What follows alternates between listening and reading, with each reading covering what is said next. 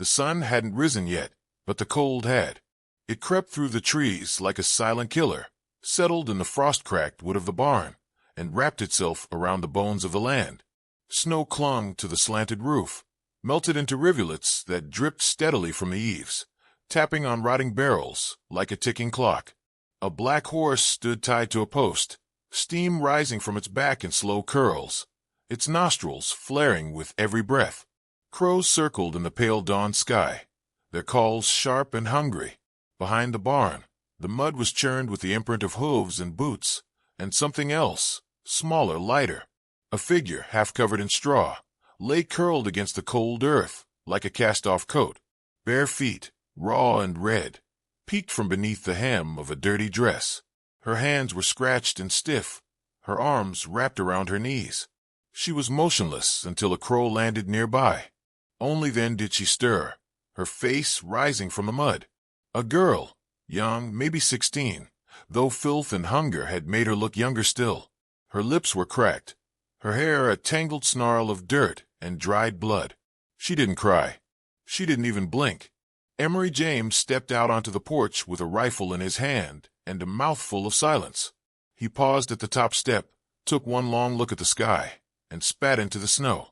His face was leathered by war and winter, the creases deepened by years of loss. The beard on his chin was shot through with gray, and a long scar ran down his left cheek like a reminder. He scanned the barnyard like a man who never truly put his gun down, even when he slept. It had been 5 winters since he buried his wife and little girl beneath the cottonwood tree on the hill. 5 winters since the war left his lungs weak and his soul thinner. He lived quiet now, alone with his horse and his ghosts, on land that didn't forgive and didn't forget. And yet, this morning, something was wrong. He saw the movement first. A twitch behind the barn. Could have been a dog. Could have been a fox. It wasn't. He stalked forward, boots crunching over ice. Rifle ready. She didn't run. She didn't even flinch as he rounded the corner. Just lifted her chin slowly, her eyes meeting his. Blue, bloodshot, hollow. Her skin looked feverish, bruised with cold. One leg was stretched out at an odd angle, and through the tear in her dress, he saw the wound, red, swollen, ugly. For a second, Emory did nothing. Then his jaw clenched. He lowered the rifle an inch. Not out of kindness, out of calculation. "You got 5 seconds to stand up and tell me who you are," he growled. She didn't move. 3 seconds now. Still nothing. Just those eyes. "Get up, girl," he said, stepping closer. "You're mine now." The words dropped like iron. Not ownership. Not protection.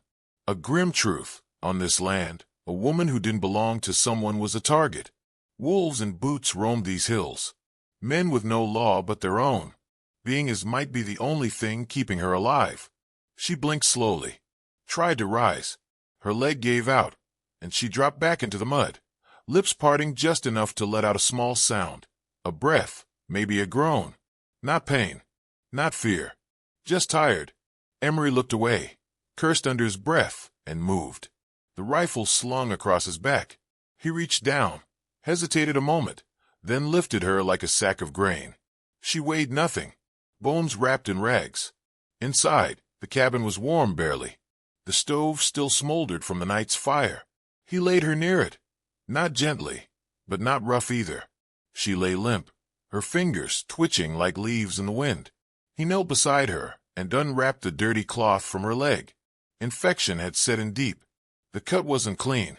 It looked like it had been clawed open. Maybe a fall. Maybe worse.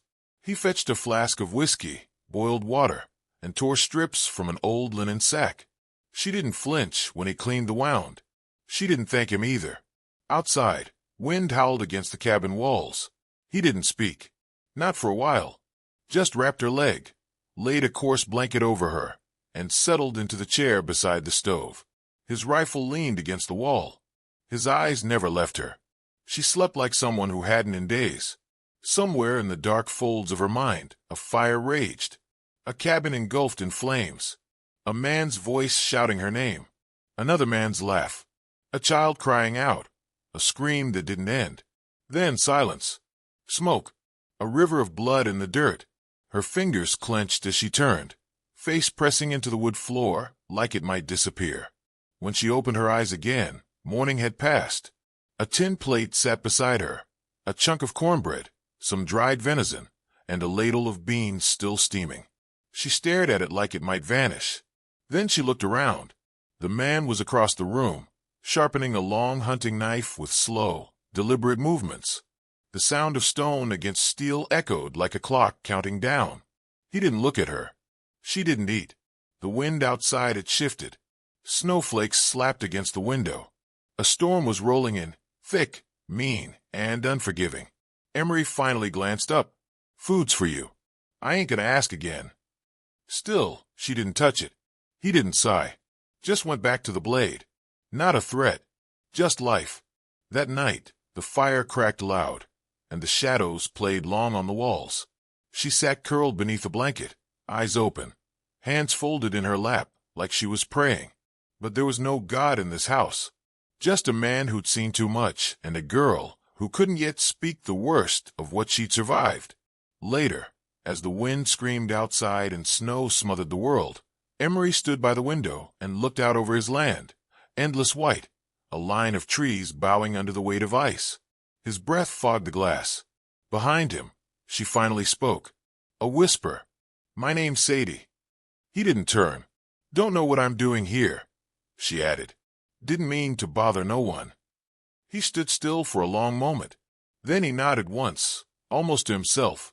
"You made it through the storm," he said. "That's enough for now." She looked at the untouched plate, then at him.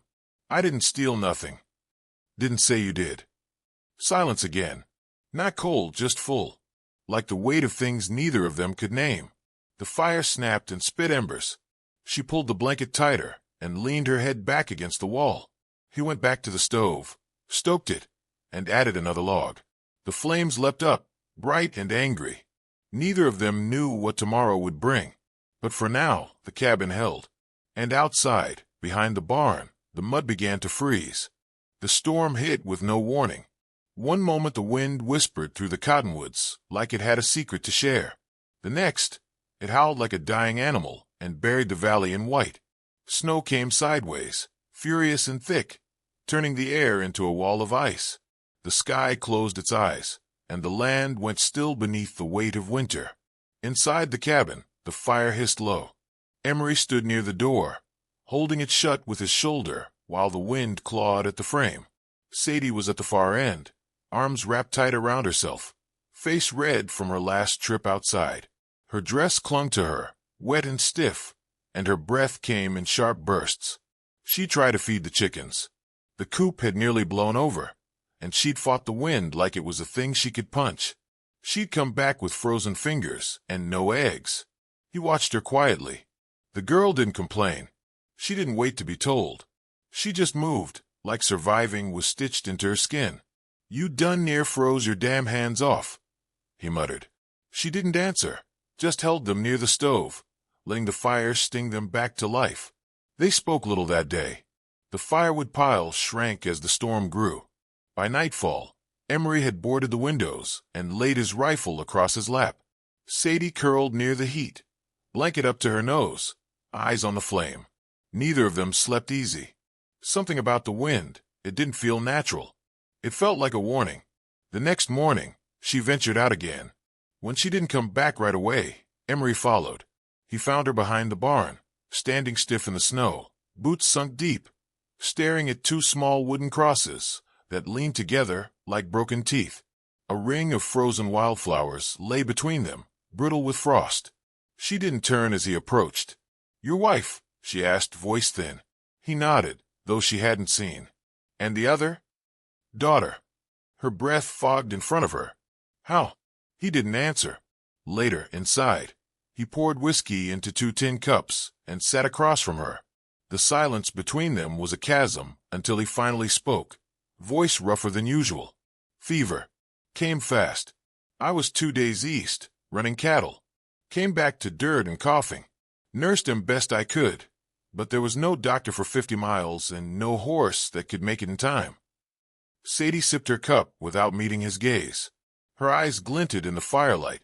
"I fought in Tennessee. Emery added. Lost a finger, half my hearing in one ear. Still came back with more than some. She looked down at her lap. I stayed gone too long, he said, and that was it. His voice cracked once. Then nothing more. For 3 days after, he barely spoke. But Sadie moved softer around the cabin, laid another log on the fire when he forgot, kept the knives sharp. On the 4th morning, hooves thundered up the trail. 3 riders, coats dusted with snow, rifles across their backs, dismounted slow and confident. Emery stepped outside with the barrel of his shotgun pointed low, but ready. The tallest one wore a black hat with a silver band, hair greasy and long. We heard you got something don't belong to you, James, he said, tone casual, but his hand never left the butt of his pistol. I don't own much these days, Emery replied, but what I got's mine. Girl we're looking for ran off from her keeper in Dakota Territory. Might be the same one sleeping in your barn, unless you took to collecting strays. Inside the cabin, Sadie froze. Her fingers trembled as she reached for the root cellar door. She didn't wait to hear more. She disappeared into the dark. Emery's stance didn't change. Ain't no one here but me and a half-deaf mule. The man in black smiled slow. We'll be back, neighbor. And next time, we'll be a skin harder. They left with the same calm they came with, dust and hooves vanishing into the gray woods. That night, Sadie didn't come out of the cellar until long after dark. Her face was pale. She didn't speak. Emery passed her a bowl of stew, and she took it without looking at him. The fire crackled between them for a long time before she spoke. I killed a man. Emery didn't flinch. He bought me from a trader. After my ma died. Thought he'd use me like furniture. I waited till he passed out drunk and split his skull with a stone. She swallowed. Ran 3 days. Slept in the woods. Stole a coat off a scarecrow. Don't know if anyone followed me. Don't care. She looked up, eyes wet but hard. Ain't nobody's property. Not again. Emery's jaw tightened. He leaned forward. You ain't property here, he said. Not now. Not ever. She stared at him a moment longer, then nodded once. The next dawn, long before the sun crested the trees, the front door creaked open, and a shadow stepped inside. Emery's hand snapped to his rifle, but he froze when he saw the man in the doorway. Tall, broad-shouldered, braids down to his chest, wore a wolfskin cloak, and carried a carved bow slung across his back. Wakai. He said nothing, just nodded once at Emery, then looked towards Sadie with a strange expression, concern, perhaps, or curiosity. Emery lowered the rifle. Haven't seen you since the fire, he said. Wakai only tilted his head and stepped farther inside.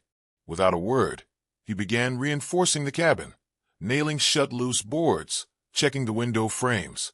When he saw the traps by the stove, he gestured for Sadie to follow him. She hesitated, glanced at Emery, then pulled on her coat and went. The trees were silent under snow.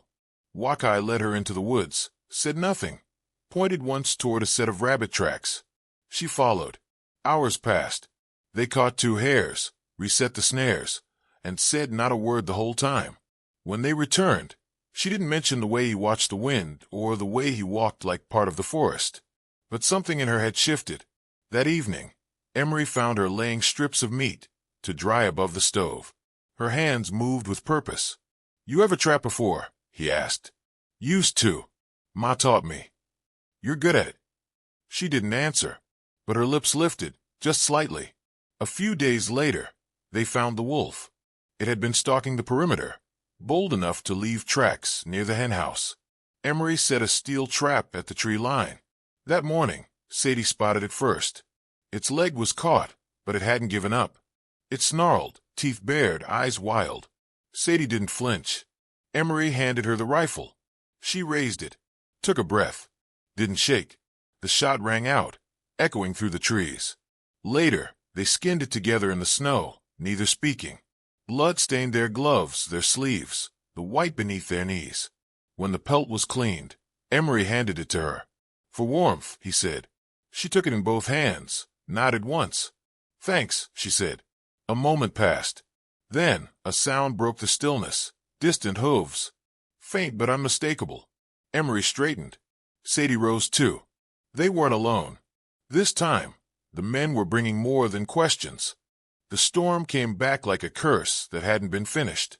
Snow fell heavy and wet, blanketing the land in a silence that didn't soothe.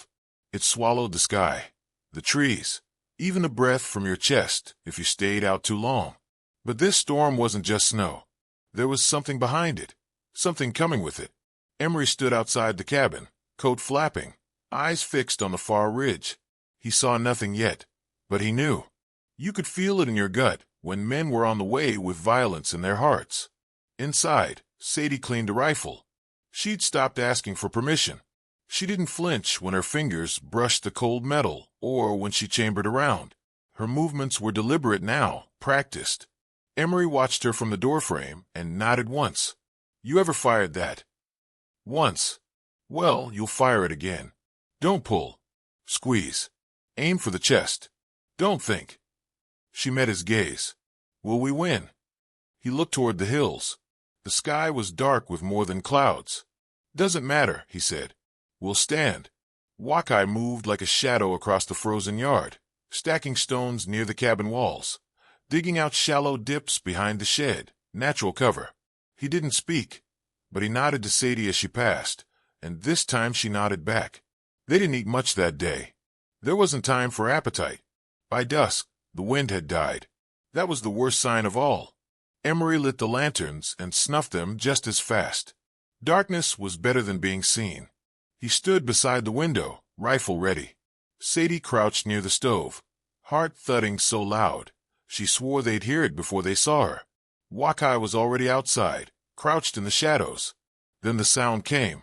Hooves. 6 of them. Heavy. Measured. They came down the ridge, like they owned the earth. Lanterns swayed from saddles. Rifles pointed forward. The one in the black hat rode first. Emery opened the door just enough to fire, then slammed it shut. Gunfire cracked the night open. The wall behind Sadie exploded in splinters. She ducked low, gripping the rifle so tight her knuckles went white. Emery moved to the window, fired twice, then staggered back. Blood bloomed across his side. Damn fool, he grunted, sinking to one knee. Sadie was on her feet before she thought. She dragged him away from the window, pressed a cloth against the wound. Stay down, she said. He gave her a crooked smile through the pain. Didn't plan on doing much else.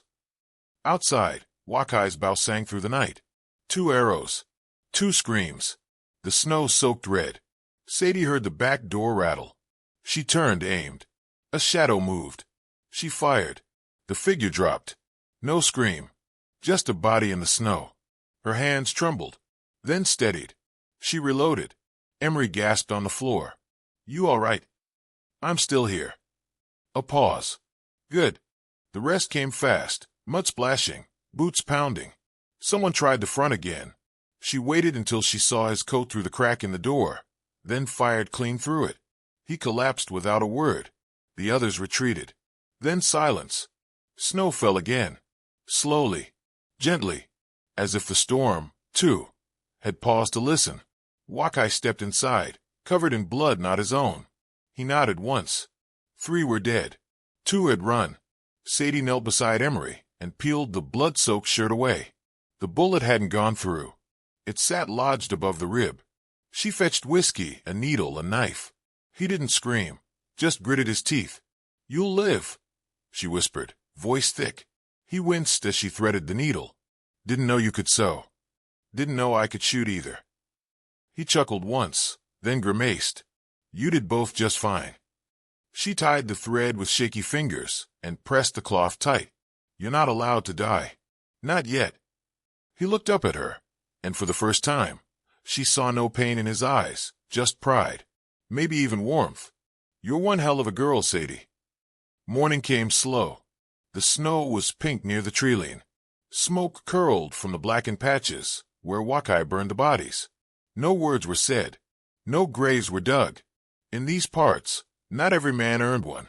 Sadie stepped into the cold, a small flower in her hand, one she'd found the night before beneath the window, half buried in frost. She walked behind the barn and stood before the 2 crooked graves. The wind moved her hair as she knelt and set the flower between the markers. They were lucky, she said softly, to have someone mourn him. Emery stood behind her, leaning on a crutch Wakai had carved. He didn't speak, just waited. She turned. I ain't leaving. He looked at her, long and quiet. Not because I have to, or 'cause I belong to anyone. I choose to stay. He nodded, eyes misting. You got a place here, Sadie. Always. She stepped forward and reached for his hand. Thank you, Emery. It was the first time she'd said his name, and it was enough. The next week passed in soft silence. Sadie rode out at dawn, rifle on her back, wolfskin cloak around her shoulders. Her hair was braided tight now, face smudged with ash and wind, but steady. She checked snares, reset traps, hauled wood like she'd been born doing it. From the woods, Wakai watched her. He said nothing, just watched. Then he turned and disappeared between the trees. Emery stood by the barn, feeding the horse. The bandage at his waist peeked from beneath his coat. He moved slow, but he moved. She returned by noon, pelts slung across her saddle, and tossed him a smile as she passed. He smiled back. Inside the cabin, the fire burned bright. For the first time, there was peace. In a land where the strong claimed what they wanted, she found something stronger. Someone who didn't take her. Someone who stood beside her. And maybe, just maybe, that was enough.